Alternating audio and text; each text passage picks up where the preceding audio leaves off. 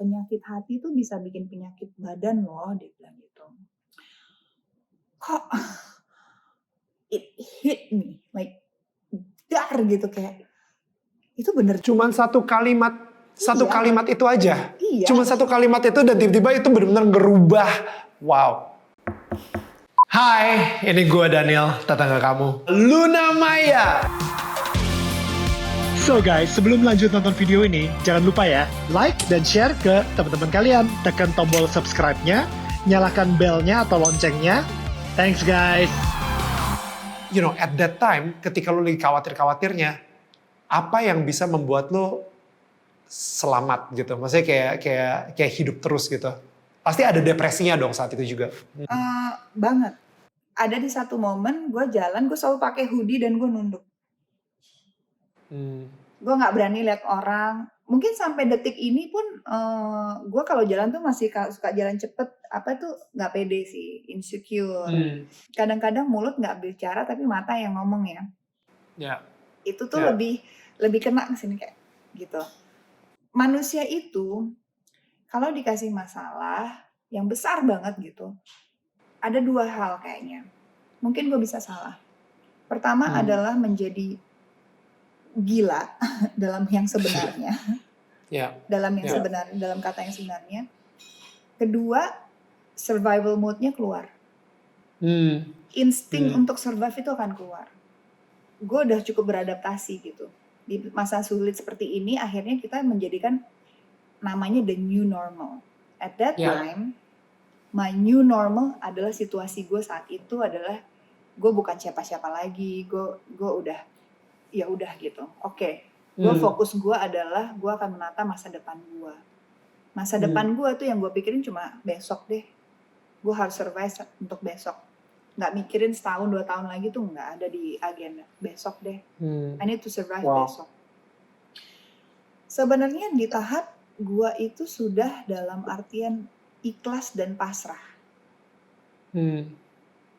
Pada saat kita ngomongin ikhlas dan pasrah itu pasti ada campur tangan Tuhan sih. Ya, lu udah berserah banget ya. Ya kayak berserah. Ikhlas dan gue cuma bilang gini, oke God, gue udah berusaha ya, gitu. Gue udah berusaha, gue gak nyerah, gue gak putus asa. Bantu gue dong. Kalau memang lo maunya gue begini terus, gue akan usaha, tapi ya udah, gue terima. Tapi kalau gue udah usaha, dan gue masih punya kesempatan, dalam segala hal, ya ingat gue juga dong gitu. Kadang-kadang kita berdoa tuh harus perlu juga spesifik gitu. Tapi at that time, gue untuk berdoa minta sesuatu yang spesifik, gue tuh malu. Kayak gak layak. Exactly, merasa seperti itu gitu. Jadi harusnya nggak boleh gitu juga sih gitu. Tapi gue tuh malu gitu. Jadi gue cuma kayak ya ibaratnya minta maaf, bilang terima kasih. Kalau lo kasih lebih, maksudnya kalau Tuhan kasih lebih, itu bonus. Kalau enggak juga ya udah deh. Yang penting aku masih bisa layak ada di dunia ini, bisa menjalani, bisa berkehidupan dengan baik, berkecukupan.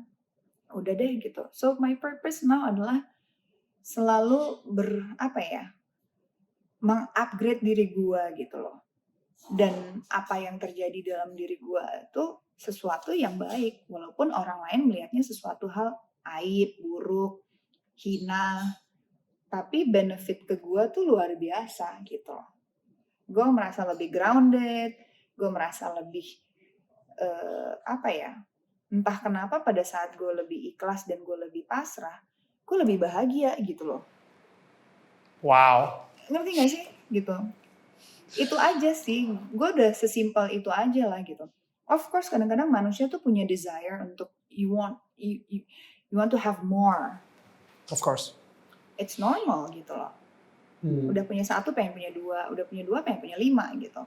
Normal gitu. Tapi di saat seperti sekarang ini ya gue cuma bisa bilang ya, please jangan ini kita udah jauh di sini gitu.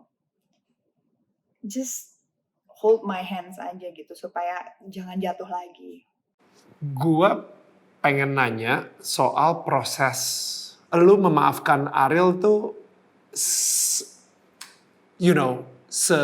segimana, karena gue inget lu sempet sampai datang ke penjara, lu sempet mendoakan Ariel juga, tapi abis itu I think lu marah banget, Pak, sakit hati banget, sampai akhirnya suatu saat lu ngobrol lagi sama Ariel, udah kayak biasa aja gitu. Jadi gue penasaran sih, proses lu untuk akhirnya bisa memaafkan Ariel tuh seperti apa?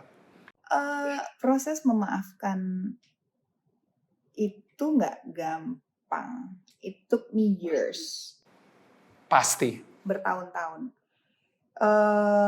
Pertama, pasti akan jadi orang yang bitter dulu.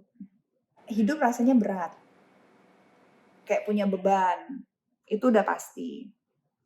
Tidur nggak nyenyak. Terus dengar berita tentang si A, si B, si C, si orang-orang yang kita nggak maafin ini tuh membuat kita tuh lebih kayak gitu. Sampai gue di satu titik, sebenarnya ini ada omongan Edric sih. Itu yang gue inget banget sampai sekarang. Dia pernah ngomong gini sih, Lun, penyakit hati tuh bisa bikin penyakit badan loh, dia bilang gitu. Kalau di Kristen, di agamanya kan dia bilang kepercayaannya gitu. Kok it hit me like dar gitu, kayak itu bener. Cuman satu kalimat itu aja. Iya. Cuma satu kalimat itu dan tiba-tiba itu benar-benar ngerubah.